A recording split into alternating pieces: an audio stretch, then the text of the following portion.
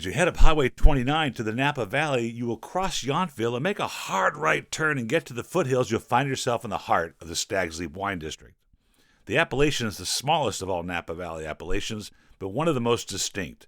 Getting foothill fruit as well as fruit from the hillsides, you can create a terroir-driven wine as Ludovic Dervin does as he makes wine for the Stags Leap Winery.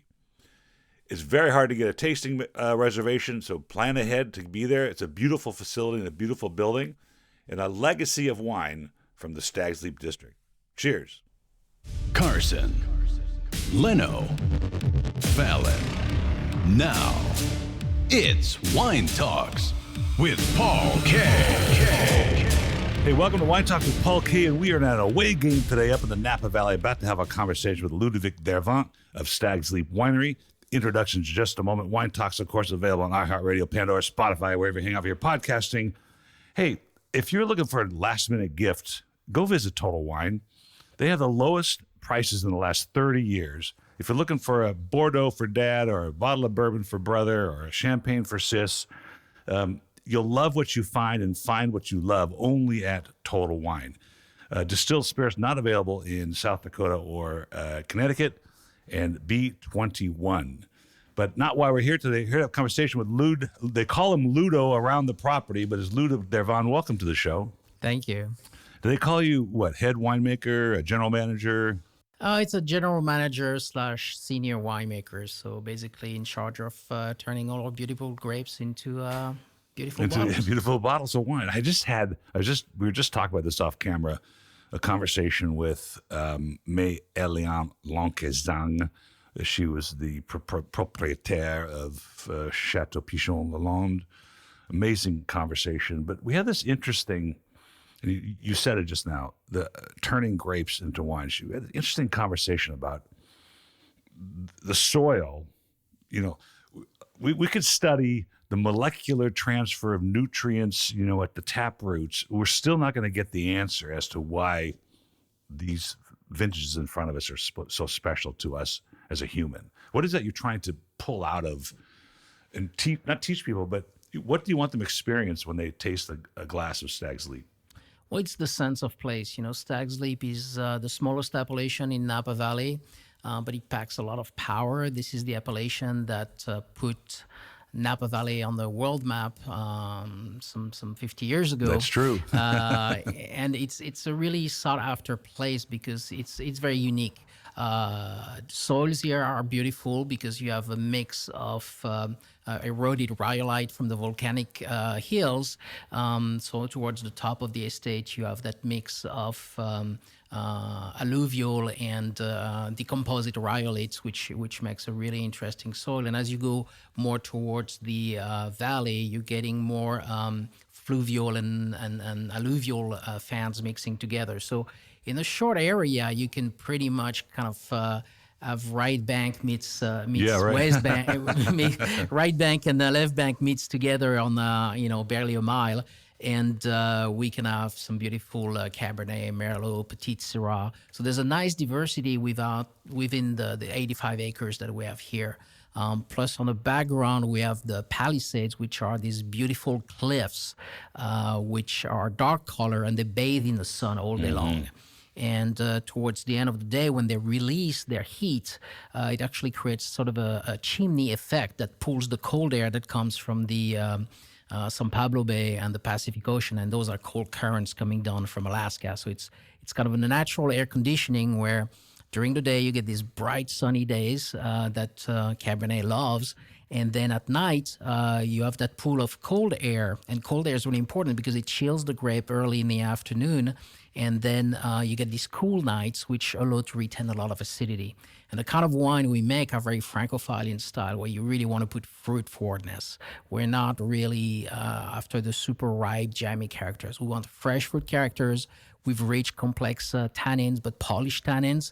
And Stags Leap is one of these areas where early on we found that perfect balance of climate, soil, terroir. This is what it's really about. The terroir is the climate, the soil, but also the winemaking and the viticultural practices that polish the product. you try to get out of the way of all that wonderful sun exposure and nutrients and soil influence on the wine. And the winemaker, you want to, I suppose, coax out of the grape the best you can, but at the same time, you're expressing where it's from and when it was from. Yes, is kind of your job. But you said something interesting, Francophile. In the old in the French style, the old earlier days of winemaking in California, you would do that. You would say this is very Burgundian, and you tried to compare yourself to the French because of the history of the French vines. But these days we don't do that as much. But structurally, I think you said something very important because Napa has landed to the consumer in the sort of jammy, fruit forward, character. And you're saying no, we're trying to create wines that express.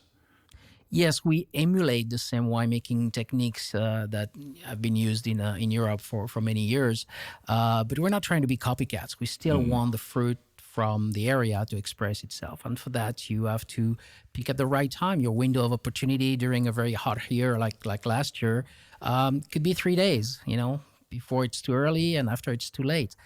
23 was kind of the opposite, where your window of opportunity was stretched over almost 2 weeks, where it was still good to pick within that time frame. So every year is different, but what we're trying to reach ultimately is what we want the terroir to deliver, which is fresh fruit forwardness, richness, complexity, and longevity. We want our wines to be enjoyable young, but we want them to also be able to age in a cellar for a long time. It's kind of an interesting question. And I had this conversation, I'm going to throw a name out there, with the CFO of Cheval Blanc. I happened to be in LA 2 weeks ago. But the question is, how do you,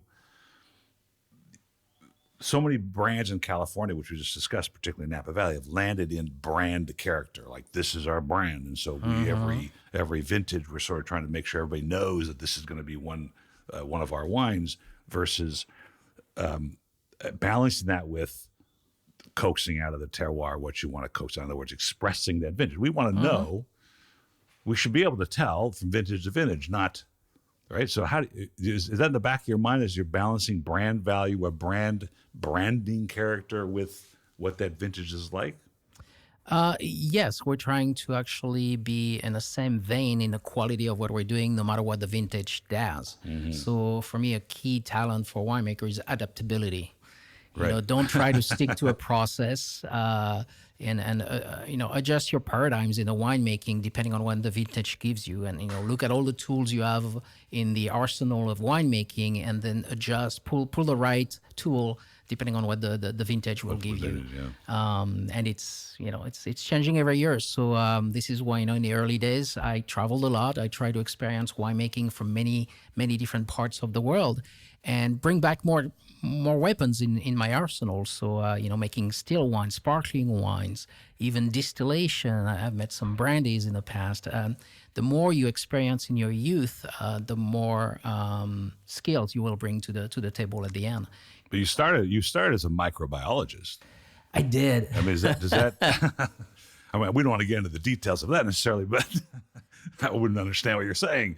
But more. It was very simple. I just followed the path of less resistance, and I was pretty good at microbiology. So that's what I did when I was going through college. And when I had to make some commitment of what my future would be professionally, quickly realized that spending the rest of my life in a white blouse in a lab was probably not going to work for me. So I started to look at, I started to look at what, which direction can I divert with that experience. And I started to meet people who are preparing the National Diploma of Enology, which is a diploma you need in France to be a winemaker. It's a prerequisite. And, making wine, that sounds very interesting. So I started to make appointments with, star winemakers in Champagne. And I was really amazed that, I was just a young guy that never made wine in his life. And I call these guys who are superstars in their field and go there after work. It's 5:30, and we start going around, and you see the sparkle in their eyes when they talk about what they do, the contact with the growers, contact with the public. It's one of these rare fields where you kind of see everything from planting a vine to tasting with consumers. Yeah. So you see really the full spectrum of your work. And, that that's a sparkle in the eye. I think that got me. It's like, this is what I want. When I'm 50, 60 years old, I want to have that same sparkle in my eye about what I'm doing and what I'm talking about. So, I applied for a seat at the chair of enology in Champagne, and lucky enough, I was accepted the first year.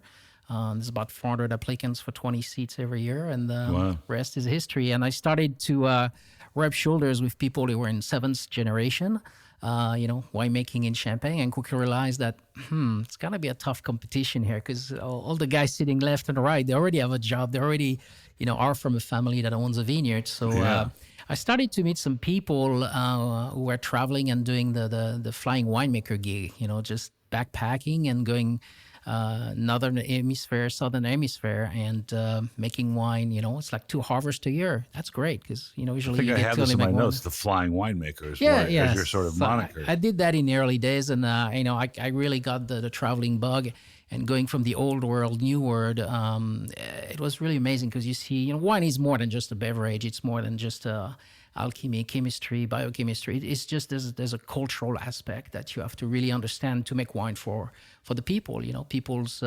Some people are very traditional. They've been drinking the same wine for hundreds of years, and some others wants to explore. So you have to kind of look at all the broad spectrum of what you do. And I didn't ever want to be just branded as a Cabernet winemaker, a Pinot winemaker, a Burgundy winemaker, or a Champagne winemaker. So I've gone back and forth a lot, and really like that, because learning still wines have helped me make better sparkling wines. For example, if you want to make a great rosé, you have to know how to make a great red wine. That's true. So it really helps. They already feed each other. If you want finesse, elegance, working with acidity as your ally to make wines with longevity, you learn a lot from Champagne. So I think if you have an open mind, you really learn a lot. And using different winemaking techniques, even if you want to specialize into something later on, just go out there and experience the world. So you stayed after. And by the way, you said something. The sparkle in their eye. That was no pun intended for people in Champagne, like Dom Perignon saying, I'm drinking stars. Drinking which stars, they yes. said it. I think that was disproved at some point, but whatever. Yeah. No, what I meant is the Champagne passion that is really visible on their face. Did you stay there though? That where you started? Did you start making sparkling wine in Champagne? Yes. Worked for Champagne Mom, Charles and Piper Heidsieck. Also worked for a large cooperative there, and then going back and forth, California, South Africa. There's a movie coming out on Charlie. Champagne Charlie. Yeah, Champagne Charlie. It was actually a TV show with Hugh Grant. It was like a 3-hour TV show that was fantastic, actually. Well, the people that wrote the book, the Cladstrups, they live in Paris. They're American, but they live in Paris, and they just finished the book. And apparently, I had dinner with them a few weeks ago, and they think it's being picked up as a full-length show, which is good for the folio partners, I guess. But it's a great story. It's a great story, but which leads me to this question. And I had a vendor. Claire Boroy, who was born in Champagne as well, Champagne, and she went back. She's now back there. She lived in America for a long time, but it called her back. Is there, here you are in America making wine, and you answered one of the questions, which is, why'd you come here? And not going to say competition, but you're up against 7th generation winemaking families. For me, what made me fall in love with California, Napa, Sonoma in the early 90s is the complete freedom of creativity that we enjoy. Champagne is beautiful. It will always be there. I grew up in that environment. I always love to go back there. But I was not born in a vineyard. My parents didn't own a chateau or a Champagne brand. So it's much more difficult to find your spot when you're there. I mean, here, you were really welcome with open arms. There's really eager to do well. And let's face it, winemaking is an expensive hobby. And when no one makes any money. When I first came to Northern California, I discovered, we have Telecom Valley, we have Silicon Valley, we have a pool of money and people with a lot of money who want to develop vineyards, and they just give you carte blanche with the full freedom of creativity. Just make something great, make history happen. in Champagne, sometimes you read history, you duplicate history.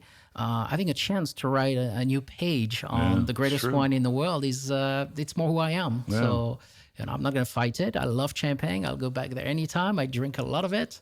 But Napa is kind of where my heart and soul is now. Is that not the definition, or at least if you look at the difference between the New World and Old World?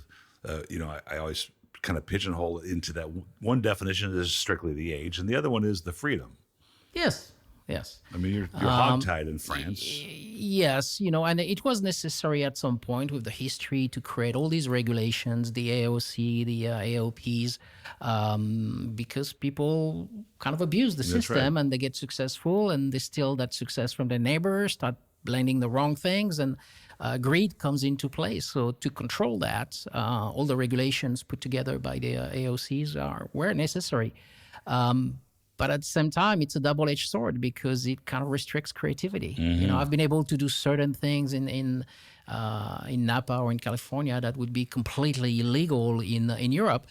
But nevertheless, they were a complete success, and they were an honest success. We didn't hide anything. We told exactly what we were doing, and people loved it, embraced it. So it's kind of nice to be in an environment where change is embraced, and you can actually utilize technology to serve tradition.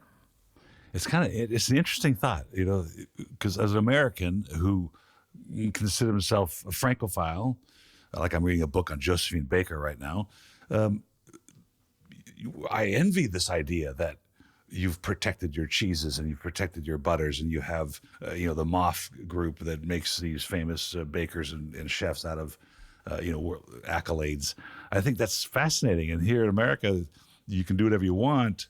But we've broken down all those barriers. You can get New England clam chowder in the South Bay, and you can get Texas barbecue in Massachusetts. I mean, the freeways kind of ruined all that. So I don't know. Maybe I'm not saying one's better than the other, but man, I get jealous of.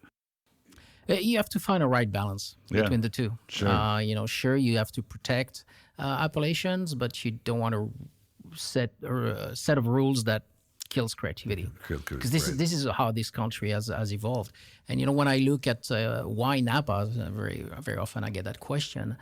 It's like, try to find another vineyard region in the world that has reached the status that it has reached in 30 years. Yeah, that's true. I've toured Bordeaux, I've toured Champagnes, Provence, but these places are 100 years old. It took a long time. Yeah. I remember stories from my grandparents where basically the neighbors were cutting down the vines to stay warm because it was a really, really poor area, and it was a really hard place. You get winter frost in Champagne. It gets so cold that the vines basically get damaged in winter, even mature vines. So there was a story of resilience there, but Napa in 30 years. It all happened in 30 years, that acclaim. And people are everybody plays the same game and try to really make quality wines. Let's talk about that for a second. It's an interesting thought. A friend of mine had a winery in Armenia, and she was told by Michel Roland that, you're going to be able to grow here, but it's going to take us 100 years to figure it out. And now you're talking Napa, 30 years since... where would that put us? 1990 something, but even let's say the Judgment of Paris in 76, and let's just say that's when it started. We still have a ways to go to understand all that we have going on here. And you want to be part of that. I want to be part of that. And today it's really amazing how modern technology is helping us. In the last 4 or 5 years, one thing I'm studying now is going back to chemistry and biochemistry. The redox potential of your soils, of your plants, something that's also studied in medicine. We've focused on a few things and we simplified something that is so complex because the soil is a living entity, and we've damaged our soil so much that people now talk about regenerative farming. Well, if you wouldn't have to regenerate if you did not damage your soils. Yeah, if you do it the right way. And worldwide, we know we've damaged more than 40% of our soils by being too greedy on the farming. We focused our efforts on 3 elements, the NPK theory, where you only look at nitrogens, phosphorus, and potassium, and you make your adjustments. It's like putting a body on IV with only 3 elements. The plants, there's just over 20 oligo elements, and all that comes from a natural balance that established itself over thousands and thousands of years. And we're trying to modify all that in the last 200 years, and we've made a lot of mistakes. And now we're trying to understand what was happening before, naturally. Vines did not need you to come with a tractor and till before. Tillage has done a lot of damage, depending on how you do it. So trying to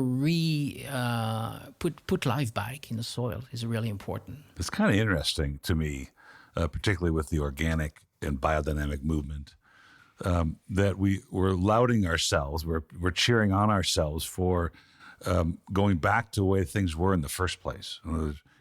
Pesticides, insecticides, and herbicides haven't been around that long. And that's what we're rediscovering today. If you put your plants in a soil that has the right level of, we measure pH, which is the strength of protons, but electrons. This is the original soup. If you go back to the Big Bang, electrons and protons. Yeah. Protons are your pH, and then you have your electrons that gives you your redox potential. If you put that on a graph, every vine needs a certain area where it thrives.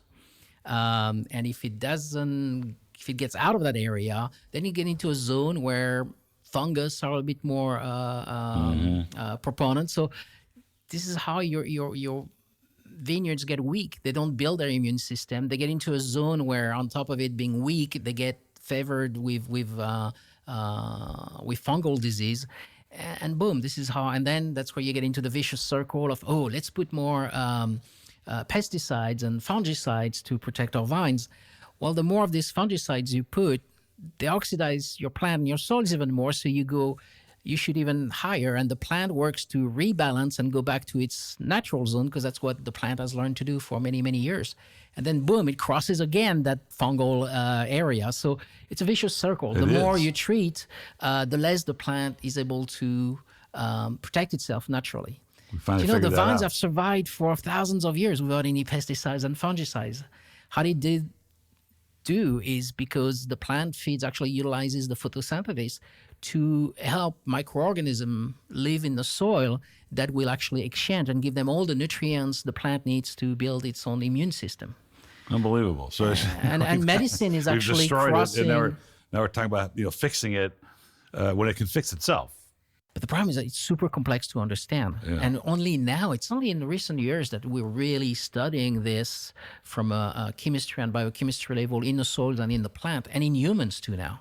I don't know if you've ever heard about the grounding movement, where people actually walk barefoot on grass again. Oh, yeah, I did. I've read about that a little bit. Yeah, and you measure it. You hold a voltmeter and you will see that you discharge some energy into the soil, because these electrons actually is what creates all your inflammation.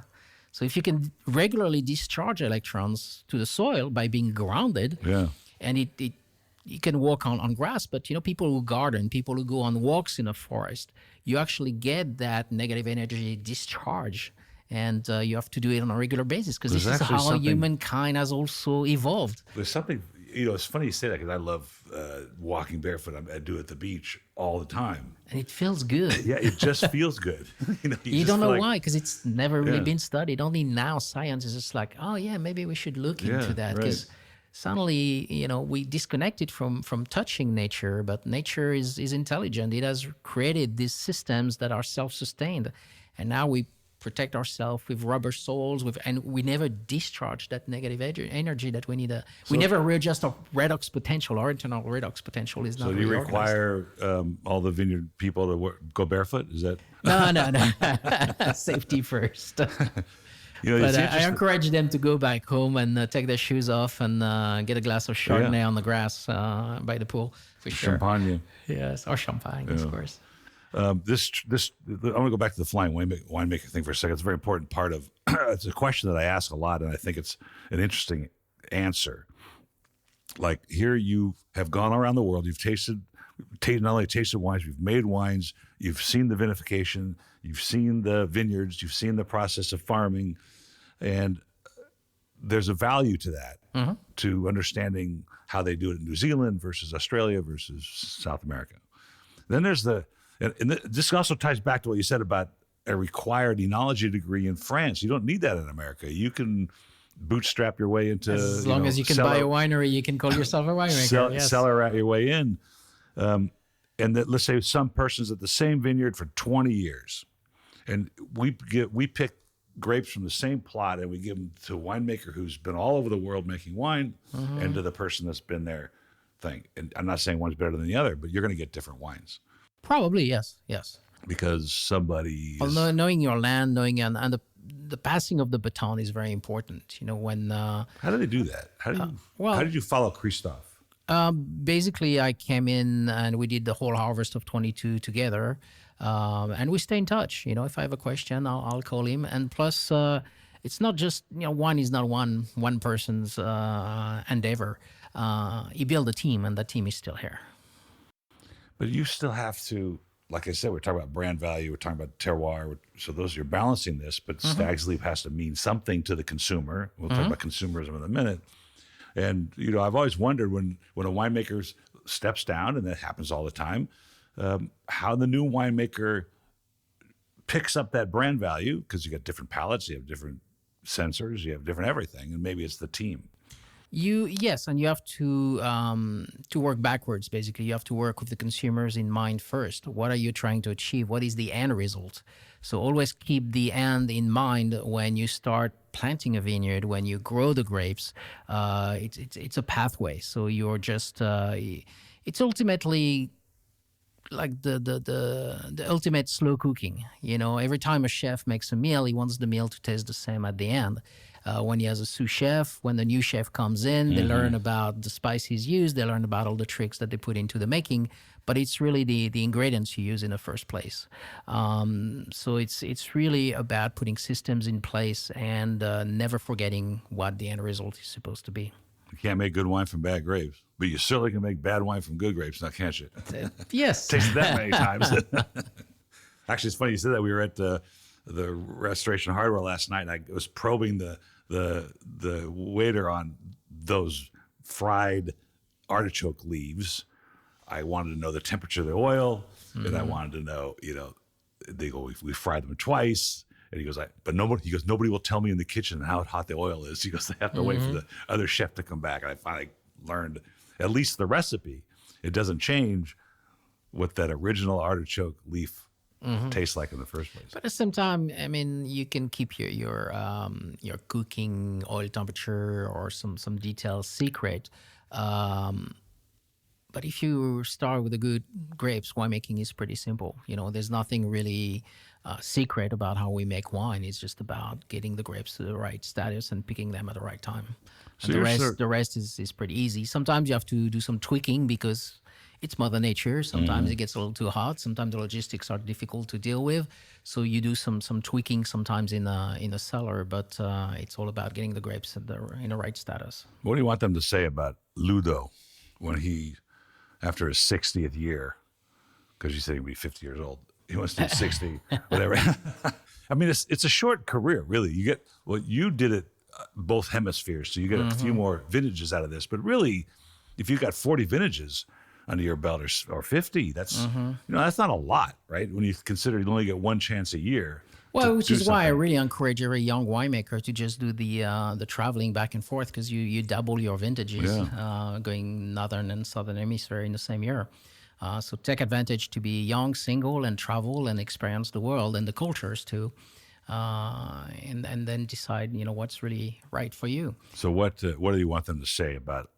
Like, I come back here, I just had that podcast. She was 98. Let's say I'm 98 and I come back. I remember Ludo. I did a podcast with him. What do you want them to say about you? So about me as in general, and it's a very interesting question because we were talking a little bit earlier about people going away, people that we love, families or friends. And I think one of the greatest gifts you can do to your family and to your children particularly, when you pass away, they have to figure out what they're going to put on your tombstone. That's right. This is the thing that a perfect stranger will come and look at and get a judgment at you just at one glimpse of what's written on your tombstone. What do you want to be remembered for? So something that I think is a great gift to your children is write it yourself. just reflect on it and be your mission statement, be the things, the guidelines that you want in life. And for me, that's to be simple because tombstone, it's just a few words. You don't have. That's right. You can't tell a story. It can be a 3-page detailed novel. And so I did that exercise, and for me, I think it would end up with something like, rest in peace, Ludo, a good winemaker who loved his family and served this community. So these are all the values I think that I want to be remembered for, because winemaking was a big part of my life, for sure. And I want to be good at it. So there's that idea of goodness and the work that I do.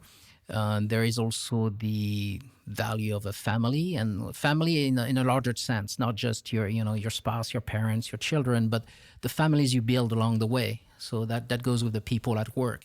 I try to always start and finish my speech with my team on, be kind to each other, watch each other's back. And this is what, how you build a trust and how you build a new family. Mm-hmm. So wherever you go, whatever you deal with people, treat them like family.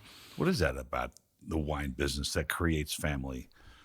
Let's take a break from Ludovic Devrin from Stags Leap Winery to hear from the California Wine Club, one of the great wine clubs in America, because they started at least 30 years ago finding special wines from those special wineries that are family run and small and boutique, and you're guaranteed up to 50% off the retail value of those wines. And you know what's cool about the place is they've got a gift for everybody. The novice wine drinker all the way to the sophisticated connoisseur. And if you use the promo code PAULK, P-A-U-L-K, you will receive 10% off your first order. So cheers. Go to cawineclub.com. I go through this all the time. I have friends interested in wine. They come up here, but they visit here. Mm-hmm. They visit, they go to the wineries, they taste wine, they have a good time, they laugh, and they go home. Mm-hmm. And I don't do that. I hardly taste any wine. We're going to taste some today, but I hardly taste any wine. I come here for the stories. I come here for the camaraderie, to talk to people like you, to hear your story. But wine does that. Wine is one of the few thing we drink or eat that we need to talk about. You cannot just put a bottle on the table and you eat a lettuce. You're not going to talk about a lettuce like you talk about a wine. No, you don't. That's the difference. There's a need to talk about wine because it's sort of a cultural and social bonding element. To me, it's a cement that puts people together. Sure. Because you want to share your experience when you came to the winery. So you're bringing far more than just a beverage. You're bringing a story, a storytelling. And wine is so embedded in people's culture that there's always something to learn from it. And I think that's really what makes the difference. People want to know, and even though I think personally that the industry, at least on the critique side of it, the valuations and the scoring and the Master Psalms and the Master Wines, which are excellent and important certifications, but it self-propagates the aristocracy of wine, because wine is not in itself an a drink for it's for the masses. It always has been for the masses. We've elevated it to, you got to buy a $300 bottle of something in order to know what you're drinking. And it's sad that way, and I think the industry does it itself. If I swirl and sniff a glass of wine in front of my friends and say I smell leather and cedar and the structure's great, there's lots of acid, not enough fruit, whatever, they know what I'm talking about. It's just your opinion, man. Yes, exactly. But if we're having a conversation around the glass of wine, and we're not talking about that, and they want to know about the history of Stags Leap, or in this case with Chateau Pichon Lalonde, they're interested to hear this stuff. This is a very interesting. What you're putting your finger right on it, because very often people ask you, what's your favorite wine? Yeah, of course. And anybody who drinks wine has an answer with that. Right. So they'll tell you, a brand or a wine. I love Right Bank, Bordeaux, but when it's a brand, I usually go to the next question. It's like, why? Yeah. They never talk about the lavery flavors, about the fruit, the floral. They don't talk about the wine. They talk about when they experience that wine. Mm-hmm. It always goes back to the source on, because of a certain person that they experienced it with, or the place where they were. And that's why it's so important for a winery, and that's why I love Stags Leap, because when you come here, you take that experience, that beauty away at home with you. And when you see the label on the shelf or you see it listed on the restaurants, your brain lights up. It's just, it puts you back into that moment when you were here enjoying the sunset on the patio and all the great experience. So it's an emotional attachment that you build one consumer at a time. And when these consumers talk to their friends, when they bring the wine back at home, they see that. When I was talking about the sparkle in the eye, they see that in the sparkle in their friends. Like, I want that. I want that feeling too. So it just it's how you build brands, word of mouth, and it's interesting. Patience.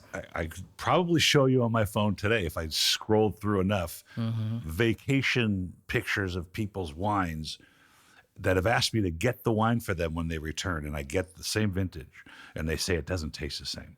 No, never tastes the same. Because you're not in front of the Parthenon or the Pantheon, or on vacation, and now the kids are tugging on your shirt tails, and you've got to get ready for work, and it's like not the same thing. And so experience. It's also, that's a really interesting point. Because I was in the direct-to-consumer world forever. My dad invented the idea of a club in the mail, but that was a novelty then. It was a novelty for many, many years. But now they're everywhere. And so the only difference is going to be for, let's say, the Stags Leap Club or any other club, is they come to the tasting room and they're with their spouse or their girlfriend or boyfriend or whatever you got with you that day, and you have this amazing experience and you join the club, and every time you get that box, you think about that moment. Exactly. It puts you back in the moment. But you don't do that with vodka. You don't do that with gin. Same way you look at your wedding album or the picture of the kids. It puts you back in the moment when the picture was taken. So it's wine is a liquid. It is a liquid photography. Pretty much. I like that. I'm gonna write that down. Liquid photography. That's a good one. Is and that a French colloquialism? And you're right. Sometimes people get seduced. They come back home and say, "Oh my God, why did I like that Retsina? It just gives me a headache today." And all it is now, it's bitter and astringent. That's like, a great what was example. I thinking? So you only fool people once. So for us, brand like Stags Leap, we need the quality in the bottle too, because it needs to be a pleasurable experience. Again, also when you taste the wine. That was a great example, Retsina. Because you go to the Greek restaurant in LA and they sell you a bottle of Retsina for $50, and you go, oh my God, what does this taste like? Wood. And then and they go, no, this is Greek. This is what you have to have, with our food. Let's go back a little bit to the beginning when you were talking about the appellation here in Stags Leap. And I think it also ties into the comment I made about, the 100 years to get there. Is Napa at a place where the appellations, Rutherford, Oakville, Stags Leap, Spring Mountain, other than the mountain slopes, expressing themselves to where I can say, unlike Charme Saint-Vincent or someplace like that, or Clos La Roche or whatever, Clos Vougeot, what, are we there?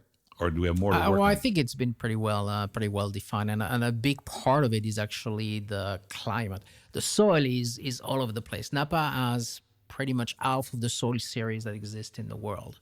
There's been so much tectonic that you find such a diversity of soils. But the limitation of the appellations are very tied to the climate. That means how far these cold currents come at night. So you really see a graduation of climate within 60 miles. Napa is pretty small.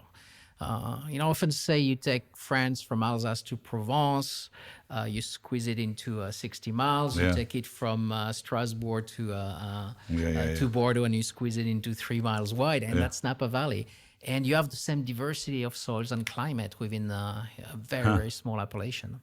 So I think, the appellations are pretty well defined. There's this idea of basically, reappellating to where you take Highway 29, just kind of, east and west, that the soils are much different as they come off the hills and meet in the middle, that there's this idea that you could have 2 appellations per current one, Oakville and Rutherford. Things that are how complex and complicated do you want to make it? Do you think the consumer understands this?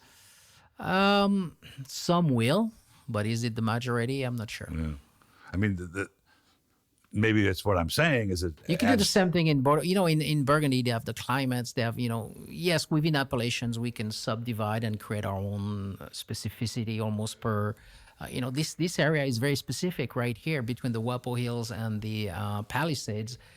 Is gonna be different than the other side of the Wapo Hills that is in the more open plain with more fluvial soils.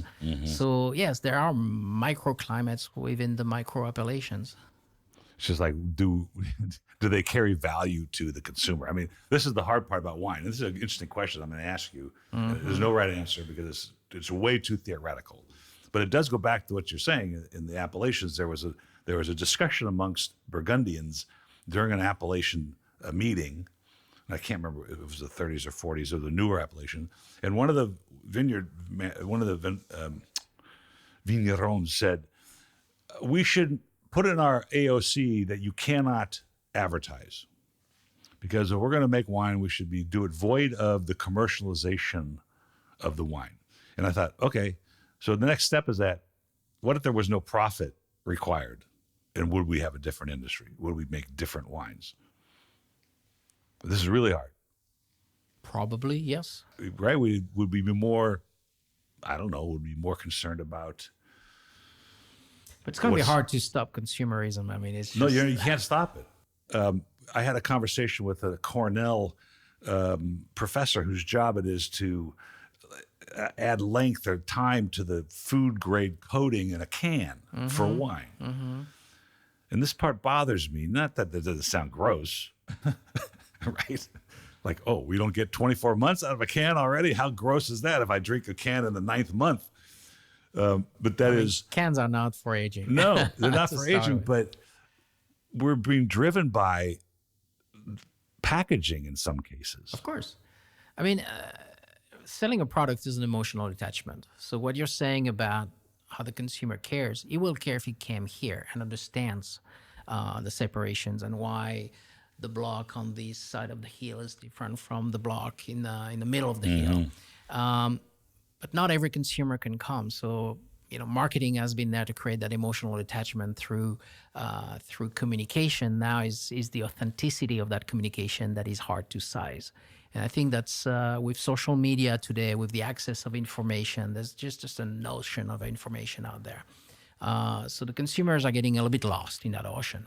And they want that island of authenticity. If they feel something is authentic, they will create that emotional bond. So can you do that through communication? Maybe, maybe not, because consumerism marketing now is just people are desensitized to all the buzzwords, the sustainability, the greenwashing, so they want to feel something authentic. And for that, when you come and you feel, you see with your own eyes, it's much easier. Now, to try to convey that message through the ocean of misinformation through social media is very complex. It's very complex navigation. Right. You're right on. And I think the wine consumer, I have this romantic notion of wine that every generation eventually comes around to what a real glass of wine should be, despite all the marketing trends, cans, Tetra Paks, whatever's going on right now, thinner glass, carbon footprint, all the things that I don't think really mattered in the wine industry. But sustainability, I get it. But I think if everybody comes back to that authentic glass of wine, and it's almost the most important part of what you guys are doing here is providing that authenticity, because because of the holidays, I'm sure you get them too on your phone, the Facebook ads for wine clubs like my old wine club. So I got them back to back this morning. I got one club that says, hey, get a case of wine for $10 a bottle, so $120 a case. The ad immediately after, get a case of wine for $69.95. Is that the only message that they have? Is that the price point? Yes. Is the price point? And that, how low can you go? What do you learn from these websites who have these blends that basically it's Let's talk about the wines here that we're just tasting right now. So these are Stags Leap. This is the current vintages of what we're talking about. And so the first one we tasted was the Chardonnay, which is a 2022. Wow, 2022. Yeah. Tell me about that, because it's such we have a very high demand on the Chardonnay. So Stags Leap, because it's well bedded in the history of wine. I stocked my father's store in 1975 or 79, whenever I was working there, with the Stags Leap Petit Syrah. And that was unusual today, right? I mean, who makes Petit Syrah? I'm sure that there's a lot of it grown, but nobody's really known for it. And here this winery emerges from early on. And this is where we have something pretty authentic with Petit Syrah, which is part of our DNA. It's been for a long time. The history of Petit Syrah goes back to France in the late 1800s, and it was a hybrid created by a French botanist called François Durif, which is why in Australia, Petit Syrah is not called Petit Syrah, but Durif. And it's a cross between Peloursin and Syrah. And since the berries tends to be much smaller, it was called Petit Syrah. But Petit is almost disappointing from a marketing standpoint. People don't take Petit sometimes too seriously. Oh, Petit, they're thinking about something small and not serious, but actually it packs so much power, tannins. The concentration due to the small berries, you have a high ratio of skin to juice, and they make super concentrated wine, very tannic with a lot of aging potential. And Stags Leap. So it's petite. So it's feminine. It's feminine, yes. Syrah was feminine when it as a grape, as a French word. It's hard to find a gender of a vine. I mean, that's petite Syrah, so it's got to be all right. So that is interesting. I know we're going out of order here, but it's a hard grape to tame in the bottle that the consumers, there's a few made here. There's another one up the road that is big fruit bomb, but it should have a lot of acid. It should have that structure coming from that skin. Absolutely. And this is why we try to do a lot of the tamming at Stags Leap Winery also before it gets to the bottle. So it's a wine that needs a little bit more air, a little bit more rustic work in the cellar to tam these tannins, to polish them a little bit. We endorsed Petit Syrah in the very early days. Actually, one of the bottles we have today is Naked Malice, which was one of the original blocks of Petit Syrah in California. That block was planted by the Grange family in 1929. Wow. So Naked Malice is actually a Latin sentence that was originated from the founding winemaker Horace Chase, which means "do not fall for your misfortune," which actually 29 for the planting was an interesting year for misfortune. That's a really poignant thing. So we've been making Petit Syrah for a long, long time. Some of these vines were actually analyzed by UC Davis, and some of the new plantings actually we had some selected clones from that block. So that's kind of one of the granddaddy blocks of Petit Syrah in California. So today about 80% of Petit Syrah is grown in California and Australia, with 2/3 mainly in California, and we really kind of mastered that varietal at Stags Leap Winery. That's really one of our trademark. I mean, you're getting the inky, you're getting the solid structure, but here's what's different about this one than the ones I've tasted over the years. If it sits long enough on your palate, you start to get some complexity, which a lot of Petit Syrah doesn't come with complexity. It just comes with brash acid and fruit. And here, this thing is sort of layered, and that could be from, the terroir, the winemaking. But I sense it's in the grape. It's all of the above, actually. It's finding that convergence of climate, soil, and viticultural practices. Again, to get the grapes at the right time, kind of a slow, long, and even ripening. And the rest in the cellar is very simple. It kind of hangs around a little while there, right? The finish is pretty long. Wow. All right. And then these are the total varietals that you're making here at Stags Leap is how many? So we make Chardonnay, Sauvignon Blanc, Viognier. Wow. We make a rosé of which is in a Tavel style with Grenache and Mourvèdre. We have the Cabernet Sauvignon, Merlot, Petit Syrah, Malbec. But that Napa Cab. This is our bread and butter. This is what we're known for. That thing is like serious Napa. I often joke that if I do my job right, this is the one I will put my kids through college. And I Right. And I totally get your French approach to this. There is a Bordeaux character to it that has, but it's so expressive of the herbs and they're part of this appellation. That's mind-boggling, actually. I don't believe I've tasted this in a while. This is the 2020, I think, or 19. 19, yeah. Fascinating stuff. So, experimenting with any varietals right now that you haven't put in the bottle for the consumer yet? We kind of did put, it was not a straight varietal, but every year we make a wine called the Muse, and it's kind of the inspiration for the year to show something very unique, very specific, very small amounts, sold only to direct from the winery. And the Muse 1 year was a blend of Petit Verdot and Touriga National. Really? Yes. You know, we talk about that. This is interesting, you know, because now you can grow Touriga National in Bordeaux, right? So, you know. See, which was illegal for... It's illegal forever. Yeah, something It's with always been Champagne. You're legal in very Napa. limited with what you can do when actually you could actually make better wines. Just be honest about it. right. Yeah.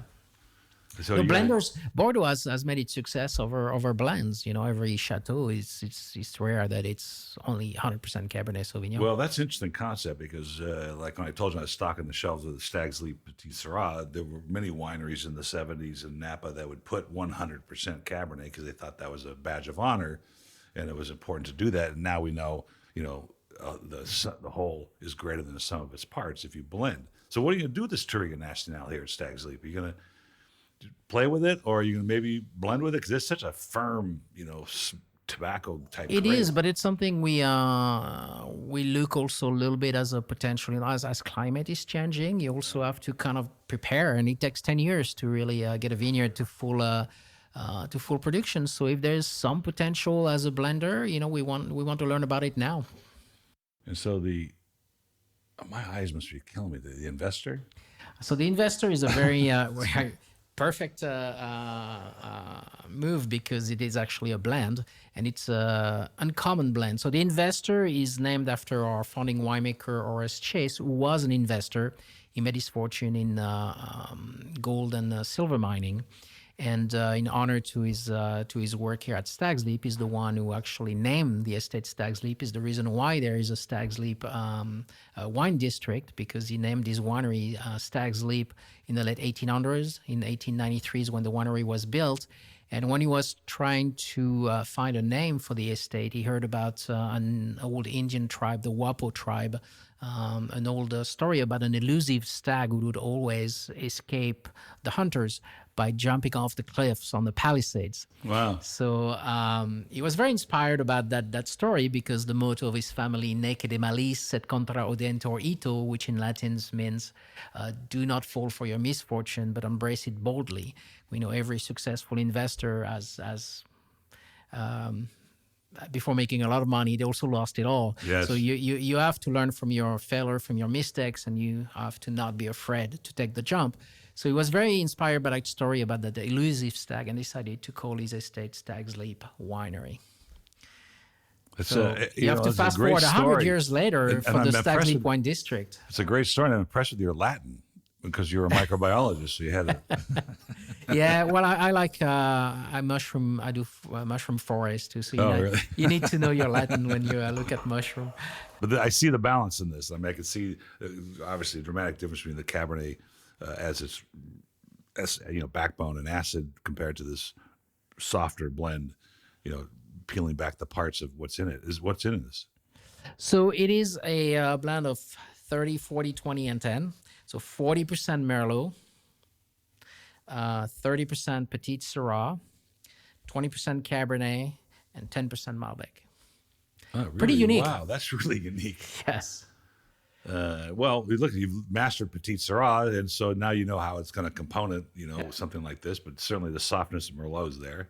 Is there the suppleness and the plushness of Merlot is So there. of all the wines on the table today, in the tasting room, what's the most popular? Well, by volume, it will definitely be the Napa Valley Cab. The Cab. Because this is the one we're known for. This is the one where you find it in best restaurants all around the country and most fine wine stores, retailers. So I would say that's probably the most popular. And then if you visited the winery, heard the story and tasted the wine, I think Naked Malice is a very special wine, which is why I wanted to showcase that a little bit today. What are we making appointments in the tasting room these days after COVID? So you got to call ahead. You can't just drive up. Yes, and even before COVID, and it will always kind of be that way because we're by a point. It's so hard to get a spot. Our visitation numbers are very limited by the Napa County regulations, so we're pretty much sold out. Wow! Year round. Congratulations, that's great. Yeah. Well, I promised you a hard stop, and we're there, but I have to ask you another question, and that's because you're from Champagne, and you're French, and this is the only book I know of its kind. I mentioned it to you earlier, but it's called The Wine is the Best Medicine. It's a French doctor, is an MD. He was also a homeopathic doctor, and he has the whole book is a list of human maladies and the curing wine. And so I give you a malady, and then I'm going to give you 3 choices. And it's kind of like the Master of Wine test. It's not really about the answer being right or wrong, because nobody ever gets it really right. It's like, why did you say that? Like, what was it about this question that made you think of the answer? And I get a variety of humorous answers in this when I do this. So we're going to pick fever. So if you have a fever, Dr. Murray says you could have a Medoc, a dry Champagne, or a young Beaujolais to help with your fever. What would you drink? And why is the big question. Well, I would say champagne because it has worked for me in the past. That said, I am not a doctor, so I couldn't make that. Well, what do you think? Is the bubbles or the acid, or what do you, the fact that you just feel good after you have a glass of it? That's it. It actually the cheerfulness that comes from I think I've used wine more as a stress management companion. I agree with that. Yeah. Well, it's funny because some of the answers in this book will say, "Well, we're not sure, but you do feel better." Well, you were right.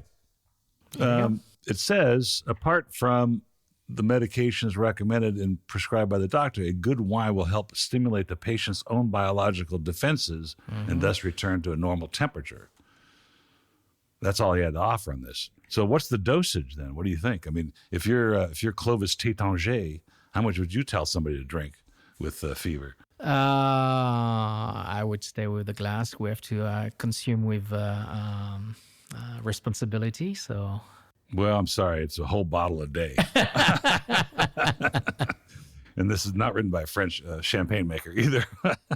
Anyway, such a pleasure having you on the show, and I want to abide by our time and thank you for entertaining us and tasting some wine, and good luck on all the things you're working with, because it sounds like you've got your fingers in a lot of different places to continue your legacy here at Stags Leap. Well, there is a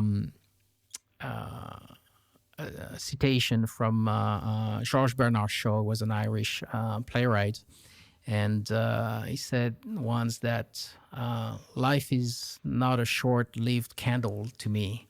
It is a bright torch that was passed on to me and that I want to burn even brighter and to pass it on to future generations. And that's kind of how I feel about my role here.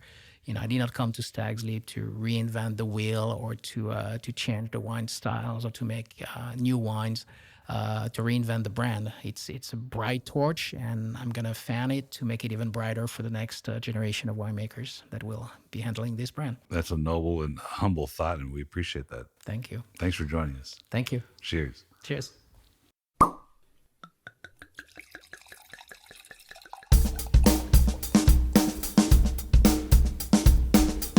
Thank you for listening to Wine Talks with Paul Kalamkarian. Don't forget to subscribe, because there's more great interviews on their way. Folks, have a great time out there in the wine world. Cheers.